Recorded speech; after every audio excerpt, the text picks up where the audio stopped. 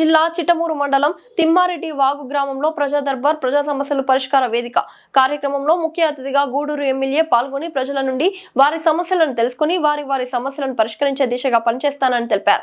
ముందుగా పెళ్లకూరు పంచాయతీ తిమ్మారెడ్డి వాగు గ్రామం నందు 25 లక్షల రూపాయలతో నిర్మించిన గ్రామ సచివాలయంను ప్రారంభించారు. అనంతరం పొదుపు సంఘాల వారికి పేరటి కోళ్ల పంపిణీలో పాల్గొని వారికి అందజేశారు.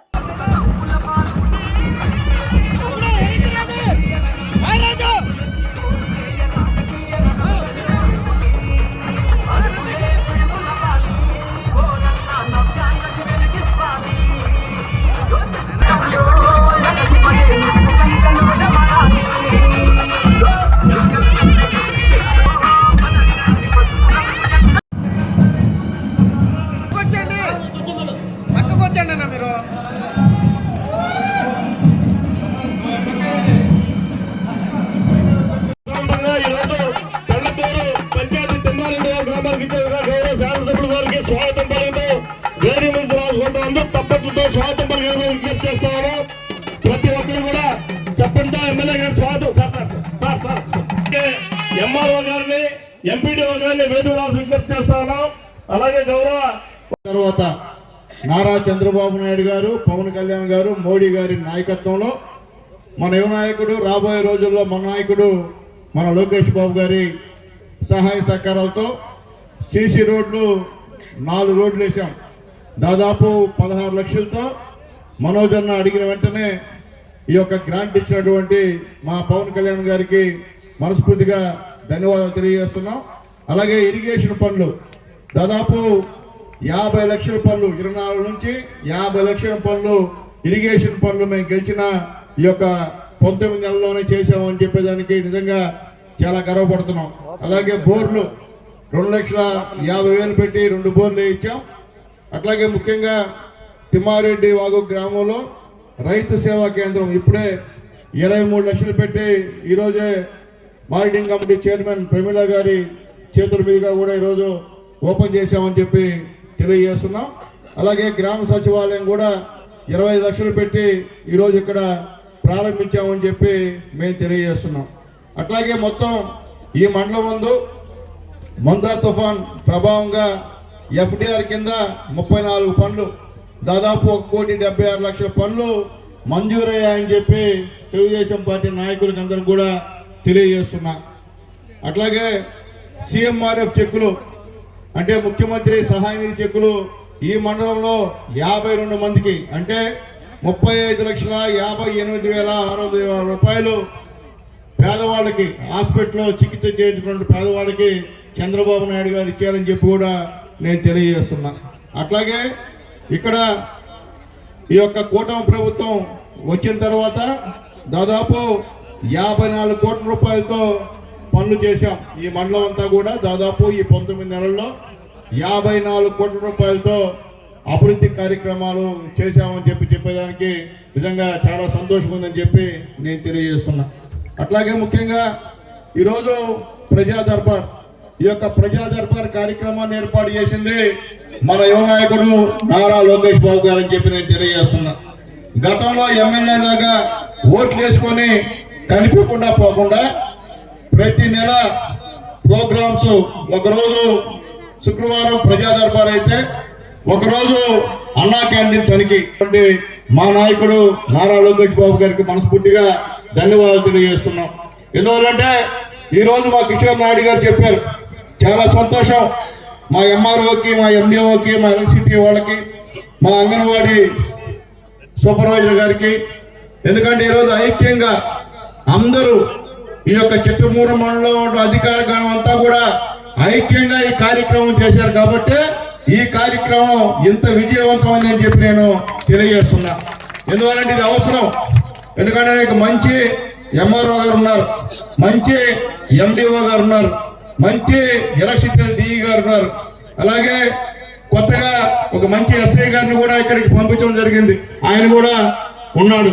అట్లాగే పంచాయతీరాజ్ దాంట్లో మంచి ఏఈలు ఉన్నారు, వాళ్ళతో పాటు గైరీష్ ఉన్నాడు. కాబట్టి ఏది ఎప్పుడు కావాలన్నా ఖచ్చితంగా ఇచ్చేటువంటి అధికారులు మన దగ్గర ఉన్నందుకు నిజంగా మీరందరూ కూడా సంతోషించాల్సిన అవసరం ఉందని చెప్పి కూడా నేను తెలియజేస్తున్నా. అట్లాగే గతంలో ప్రజాదర్బార్ అక్కడ ప్రజల నుంచి ఎంపీడీఓ గారికి 29 అర్జీలు ఇచ్చాం. ఆ 29 కూడా పరిష్కారం అయ్యాయని చెప్పి ఇక్కడ మా అధికారులు చెప్తున్నారు. చాలా ధన్యవాదాలు ఎండిఓ గారికి. అట్లాగే ఎంఆర్ఓ గారికి 18 వచ్చాయి. ఆ 18లో 16 పరిష్కారం అయ్యాయని చెప్పి చెప్తున్నారు. 2 పెండింగ్ ఉన్నాయని చెప్పి కూడా చెప్తున్నారు.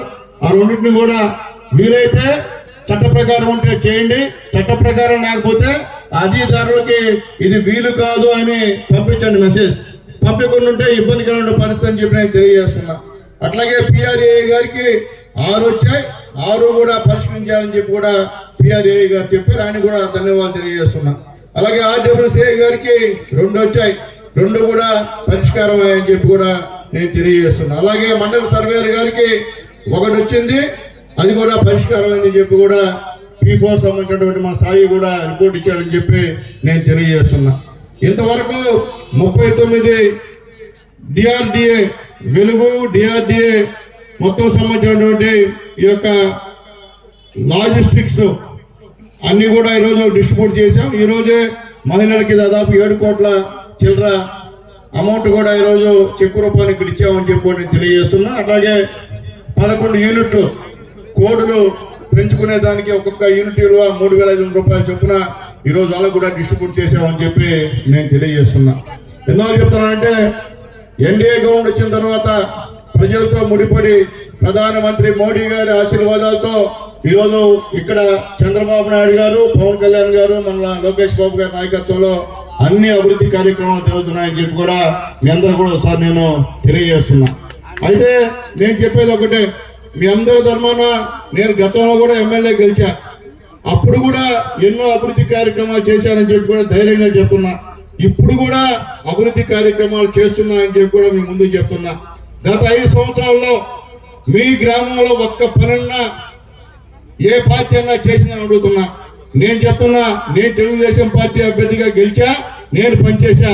మీరు ఎవరైనా పనిచేశారని అడుగుతున్నా. మీరు పనులు చేయరు, ఓట్లు కావాలి మీకు. ఎట్లా వేస్తారు ప్రజలు ఓట్లు? ఎందుకంటే మీరు చేసినటువంటి అన్యాయం, అక్రమం, అవినీతి వల్లే మళ్ళీ ఎన్డీఏ గవర్నమెంట్ అంత భారీ మెజార్టీతో గెలిచిందని చెప్పి నేను తెలియజేస్తున్నాను. నేను చెప్పేది ఒకటే, ఇక్కడ ఉన్నటువంటి నాయకులకందరికీ, తెలుగుదేశం పార్టీ నాయకులకి నిత్యం ప్రజలతో ఉండాల్సిన అవసరం మన మీద ఉంది. మన పైన ఎంతో నమ్మకంతో మనం ఎన్డీఏ గవర్నమెంట్ ని ప్రజలు పట్టం కట్టాలని చెప్పి కూడా గుర్తు చేస్తున్నా. ప్రజలని కన్నా విస్మరిస్తే మనకు కూడా ఇబ్బందికరమైన పరిణామాలని చెప్పి కూడా నేను అందరికీ కూడా తెలియజేస్తున్నా. అట్లాగే ముఖ్యమంత్రి సహాయ నిధి కింద నా కాన్స్టిట్యున్సీలో ఇప్పటివరకు గూడూరు నియోజకవర్గంలో దాదాపు 4 నుంచి 5 కోట్ల రూపాయలు పేదవాళ్ళకి ఇచ్చామని చెప్పేదానికి కూడా చాలా సంతోషం ఉందని చెప్పి నేను తెలియజేస్తున్నా. నేను మళ్ళీ తెలియజేస్తున్నా ప్రజలకి, మీరెవరైనా మేము గెలిచిన 18 నెలల్లో హాస్పిటల్ పాలయ్యి హాస్పిటల్లో కన్నా మీరు ఖర్చు పెట్టుంటే ఆ బిల్స్ తీసుకొని వస్తే దానికి సంబంధించిన 60 నుంచి 70% సంబంధించిన నగదు మీకు తెచ్చి నేను ఇస్తానని చెప్పి కూడా మీ అందరూ కూడా మరొకసారి తెలియజేస్తున్నాం. ఉపయోగించుకోండి. ఏందబ్బా ఎమ్మెల్యే గారు చెప్తాను, కిషోర్ గారు చెప్తాను, తెలుగుదేశం వాళ్ళకి అవుతాయి, అవతరాలకు కాదనే మాట వద్దు. మనకి పేదవాడ విషయంలో పార్టీలు అవసరం లేదు. పేదవాడు ఆరోగ్య విషయంలో పార్టీలకు సంబంధం లేదు. ఎవరు పేదవాడు ఇబ్బంది పడుతున్నారో వాళ్ళు మా దగ్గరికి వచ్చి లోకల్ గా ఉన్నటువంటి మా నాయకులతో మాట్లాడితే మా నాయకుల ద్వారా మీ అందరూ కూడా పార్టీలకు అతీతంగా సీఎం రిలీఫ్ ఫండ్ ఇస్తానని చెప్పి కూడా మరొకసారి మీ అందరికి నేను తెలియజేస్తున్నా. అలాగే కిషోర్ నాయుడు వస్తూ ఈ యొక్క బ్రిడ్జి ఇది వేమనపాలెం బ్రిడ్జి సంబంధించింది కూడా అడిగారు. అది కూడా ఖచ్చితంగా చేస్తామని చెప్పి తెలియజేస్తున్నా. అలాగే మెట్టు నుంచి కూడా ఈ రోడ్డు కూడా శాంక్షన్ అయింది. అన్న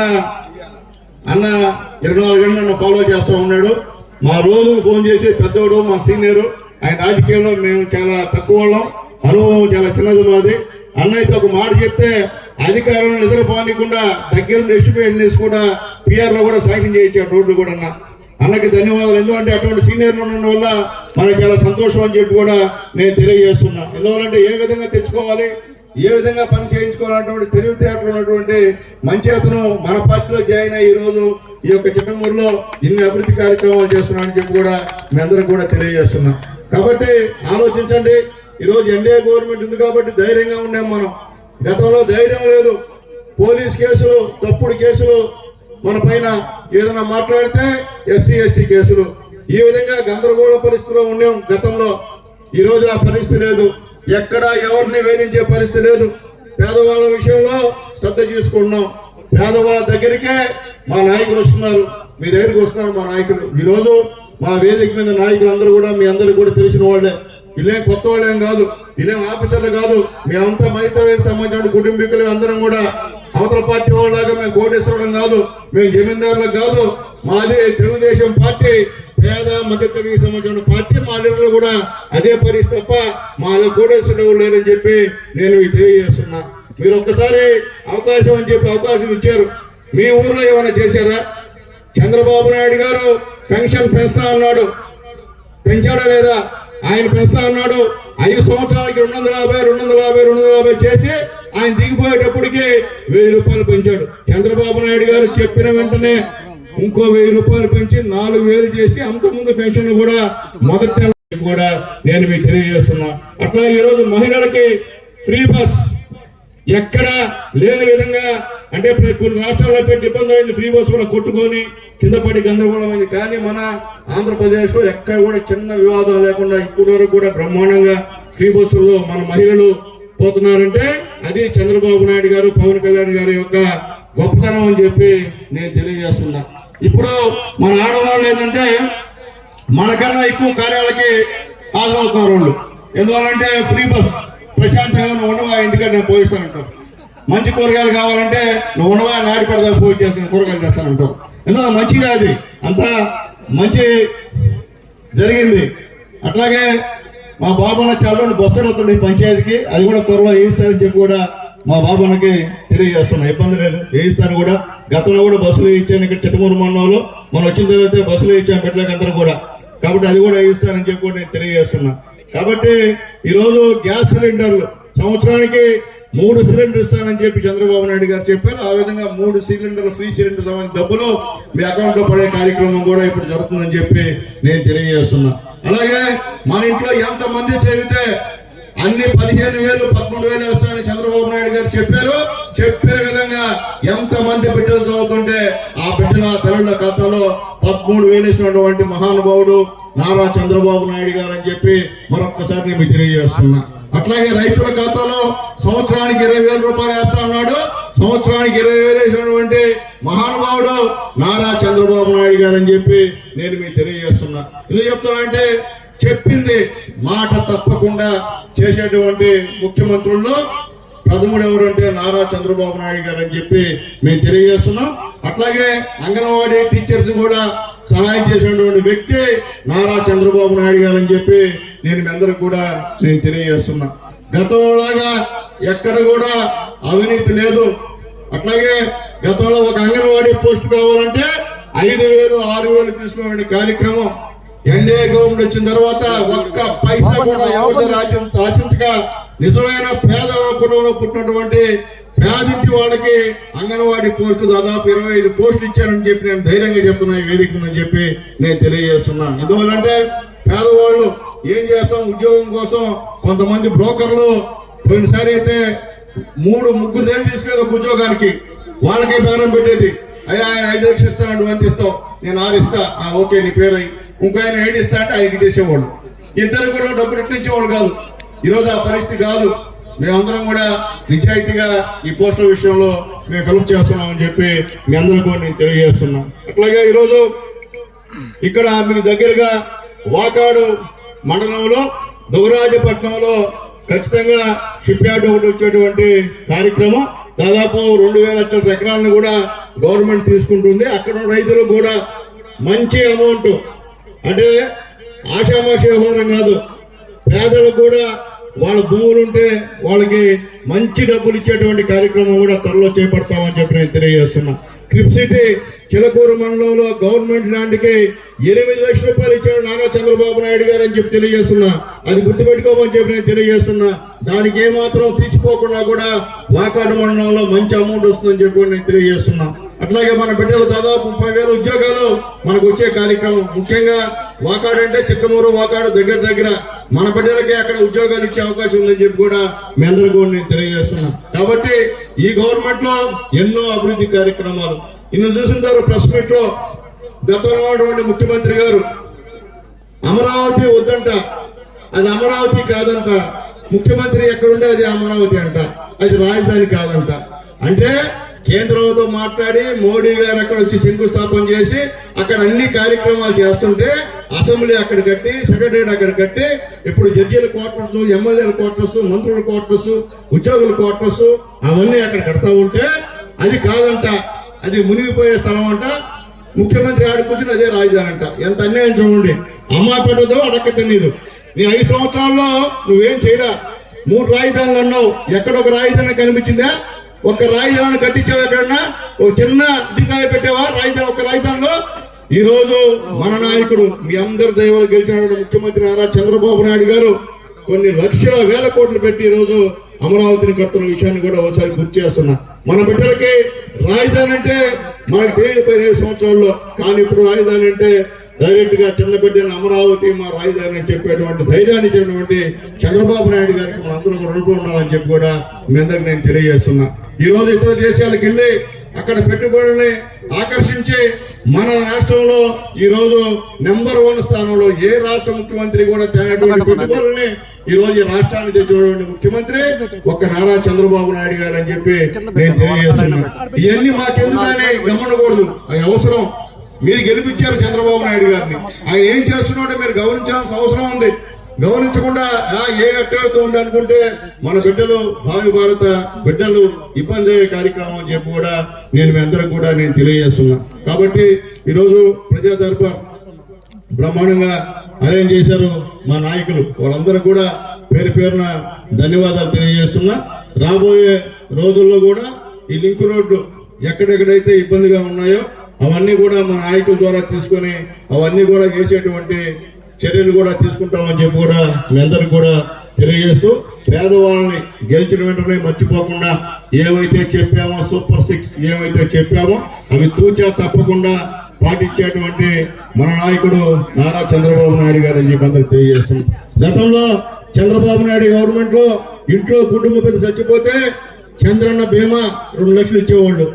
గత 5 సంవత్సరాల్లో ఒక్క పైసా ఇచ్చారా పేదోడికి? చెప్పండి, అర్థం చేసుకోండి, మీరు ఆలోచించండి. ఒక్క పైసా ఇచ్చారా? ఇచ్చే పరిస్థితి లేదని చెప్పి నేను తెలియజేస్తున్నా. సీఎం రిలీఫ్ ఫండ్ ఒక్క పైసా ఇచ్చారా? ఎక్కడా ఇచ్చిన పరిస్థితి లేదని తెలియజేస్తున్నా. ఈ రోజు చంద్రబాబు నాయుడు గారి నాయకత్వంలో ఈ కార్యక్రమాలన్నీ జరుగుతున్నాయని చెప్పి కూడా నేను తెలియజేస్తున్నా. అలాగే ఎస్సీ ఎస్టీ బీసీలకి పెట్టినటువంటి కోచింగ్ సెంటర్లు, సివిల్ సర్వీసు, పోలీసు, ఉపాధ్యాయులకి ఫ్రీగా